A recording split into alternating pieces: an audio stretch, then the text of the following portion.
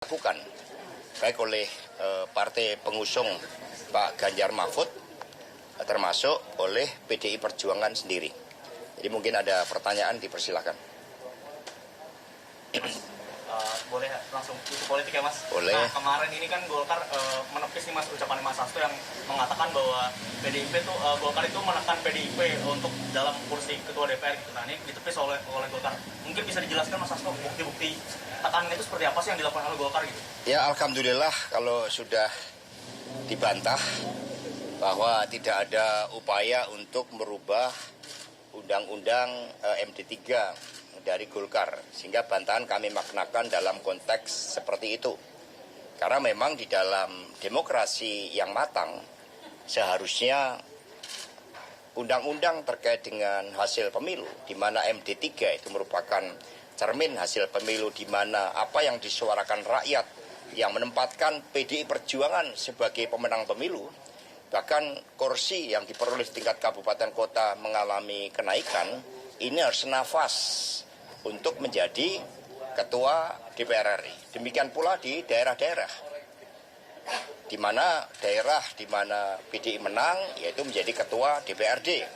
Di mana Golkar menang menjadi ketua DPRD. Itu suatu aturan yang sangat sesuai dengan suara rakyat. Dan sistem proporsional itu juga harus dijabarkan dalam proporsionalitas terhadap penempatan jabatan-jabatan strategis di lembaga legislatif. Mau bertanya soal banyaknya orang-orang terdekat Pak Jokowi yang akan maju pilkada seperti astrinya Miriana, astrinya Pak Jokowi, bahkan ada juga katanya Irina juga akan mau dimajukan gitu di Bupati Sleman. Ada mungkin tanggapannya Mas Hasto terkait adanya politik dan keluargaan di dalam pilkada ini, Mas? Ya sebenarnya kalau kita mencermati seluruh semangat reformasi, spiritnya itu kan anti kolusi, nepotisme dan korupsi. Sehingga bentuk-bentuk kolusi seperti itu juga tidak boleh dilakukan, termasuk bentuk-bentuk nepotisme. Sehingga ketika pilpres saja yang memberikan suatu dampak yang sangat luas, di mana setelah dilakukan rekayasa hukum di Mahkamah Konstitusi, kemudian terjadi abuse of power yang dilakukan oleh Presiden Jokowi, maka ada upaya-upaya untuk melakukan hal ini. Sehingga rekrutmen calon-calon pemimpin yang dimulai dari kepala daerah itu dicari orang-orang yang dekat dengan kekuasaan. Lalu kemana hak rakyat yang berdaulat? Bahwa untuk menjadi pemimpin itu hak dari semua orang. Untuk menjadi kepala daerah, wakil kepala daerah itu bukan dari orang-orang yang dekat dengan keluarga Pak Jokowi, dekat dengan istana. Tetapi ini merupakan hak konstitusional warga negara. Maka PDI Perjuangan kokoh berdiri di dalam menyelamatkan demokrasi yang berkedaulatan rakyat agar cara-cara seperti itu tidak terjadi kembali. Soal angket ini apakah masih menunggu selesainya sidang di MK baik pilpres maupun pileg? Semua upaya baik hukum maupun politik dan juga pergerakan rakyat membangun kesadaran rakyat bahwa pemilu ini mengancam masa depan kita. Dan tadi juga ditegaskan oleh Prof. Romli bahwa pemilu ini berlangsung selain merupakan pemilu yang terburuk, itu juga pemilu yang mencatatkan berbagai persoalan-persoalan yang sangat fundamental yang pada akhirnya mengancam hak kedaulatan rakyat yang seharusnya dilindungi oleh konstitusi, oleh kita semuanya.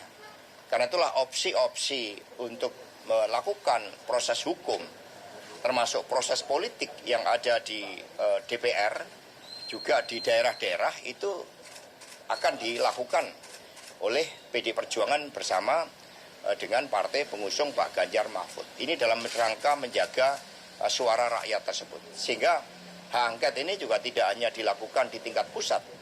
Di tingkat provinsi misalnya ada PJ yang juga menyalahgunakan kewenangannya, itu bisa dilakukan. Jadi berbagai bentuk abuse of power itu bisa terjadi secara bertingkat. Dan ini menjadi hak dari seluruh anggota legislatif untuk dapat menggunakan hak tersebut.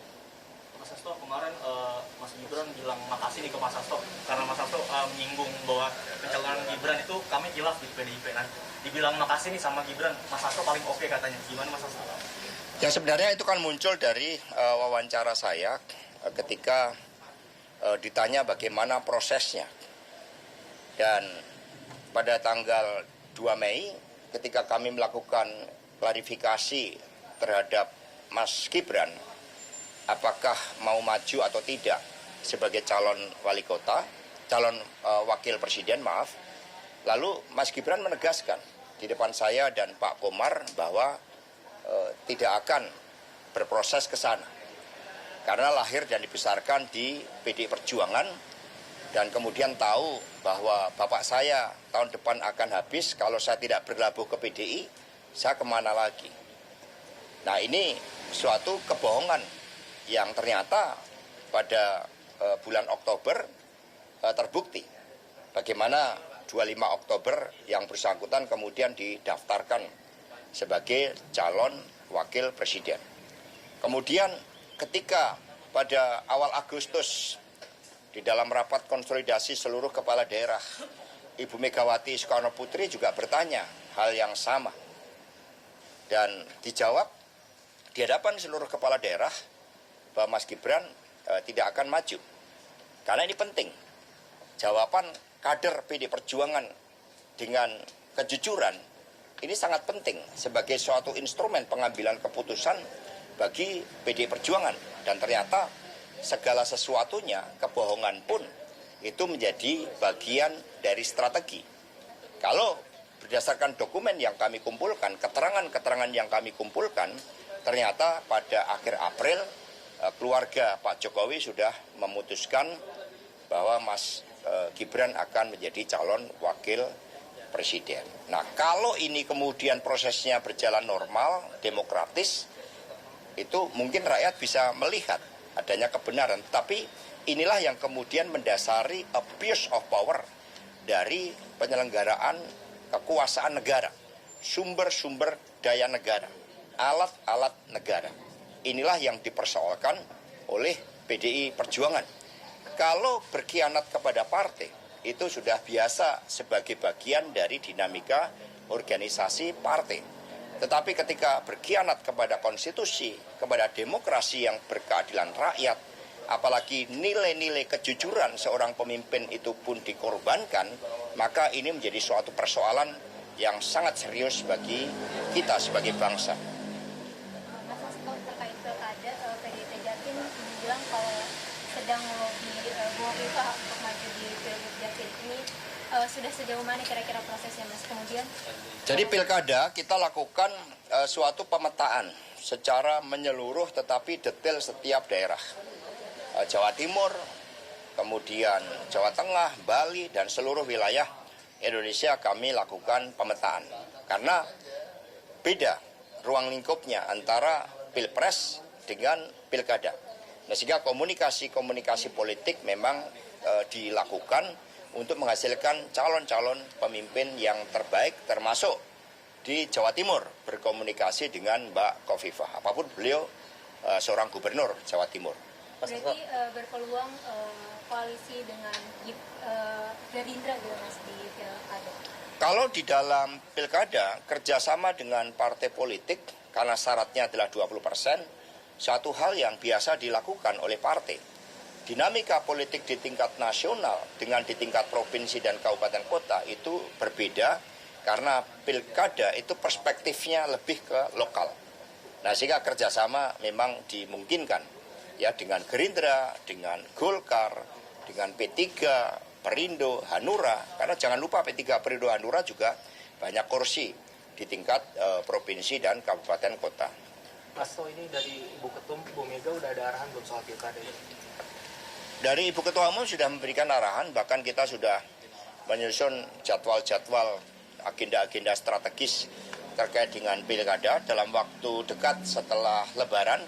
Nanti akan langsung dilakukan konsolidasi partai dalam rangka pilkada. Bagaimanapun juga hasil pemilu menunjukkan bahwa di tengah gempuran yang sangat masif, PD Perjuangan masih dipercaya rakyat untuk menang di tingkat pusat, bahkan di tingkat kabupaten kota, suara kursi yang dikumpulkan oleh PD Perjuangan justru mengalami peningkatan dibandingkan tahun 2019 yang lalu. Ini menjadi modal politik yang sangat baik.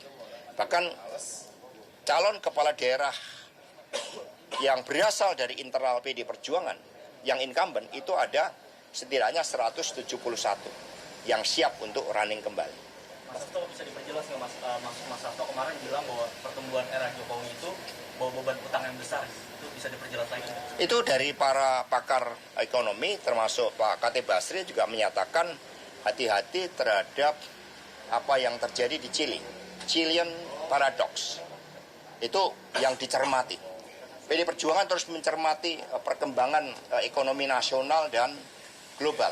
Hari ini misalnya rupiah telah menyentuh 15.900 nilai tukarnya, seperti itu per dolar.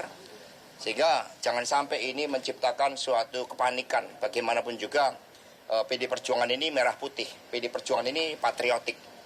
Sehingga kami terus memantau berbagai resiko-resiko. Jangan sampai kita mengulang kesalahan yang sama, terjadi krisis moneter, kemudian krisis ekonomi akibat salah arah. Maka kami mengingatkan terhadap kenaikan utang luar negeri yang luar biasa, kemudian struktur kepemilikan Sun yang ternyata sekarang BI jauh lebih dominan dibandingkan pasar keuangan.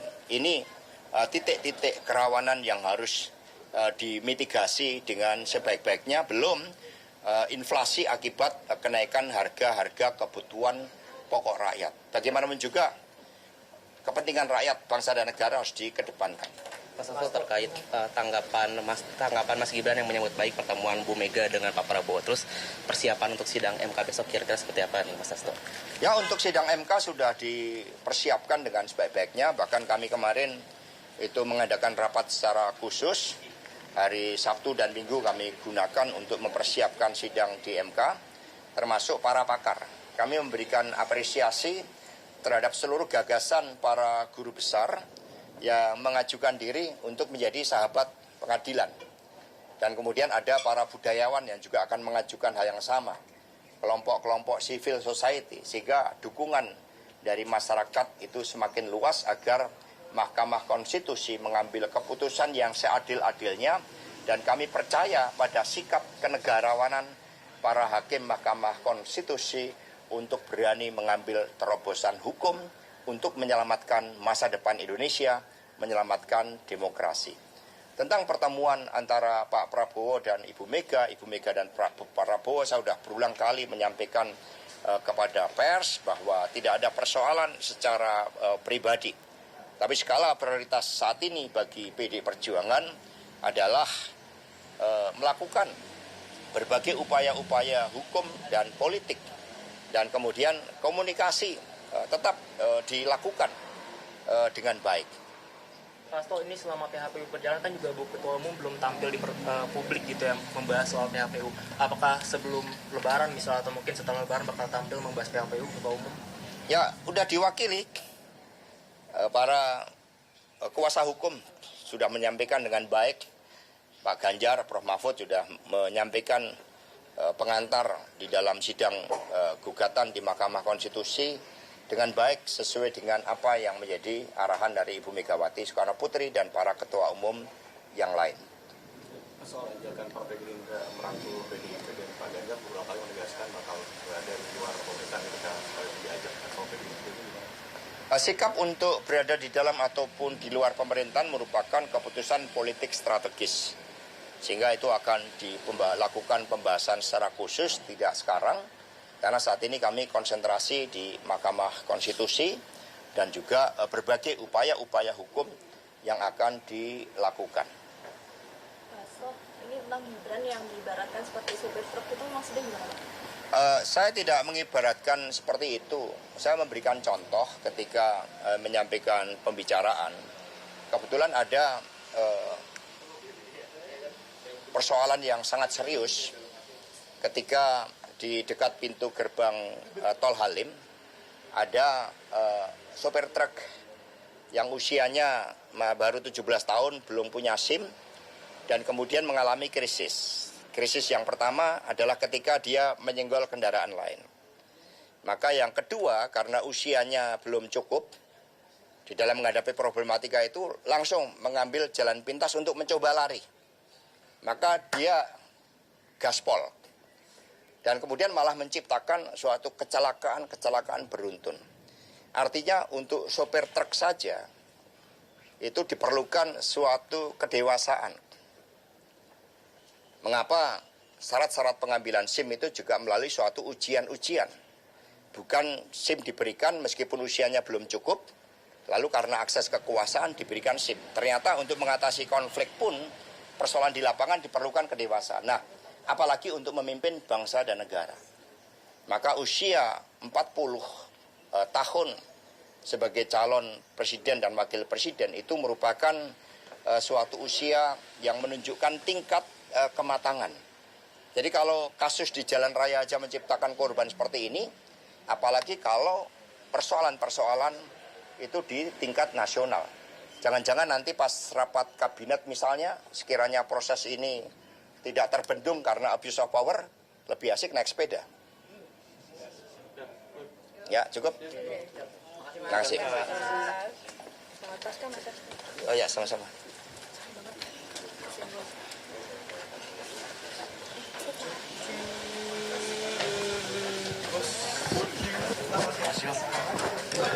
Oke, jangan lupa. Cukup.